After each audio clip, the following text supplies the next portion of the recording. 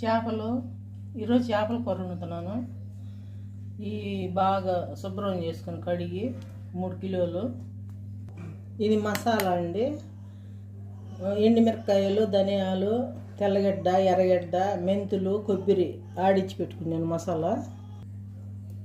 ఇది ఇప్పుడు మసాలా వేసేస్తున్నాను. మామూలు వేస్తున్నానండి, చాలా బాగుంటుంది కూర. ఉప్పు, కరింపాకు, ఆయిల్, చింతపండు నానబెట్టి పెట్టుకున్నాను. చింతపండు పులుసు. హాయ్ ఫ్రెండ్స్, చేపల కూర అయితే అయిపోయింది. ఇలా కలిపి పెట్టుకుంటే చాలా బాగుంటుంది. చేపల ఫ్రై,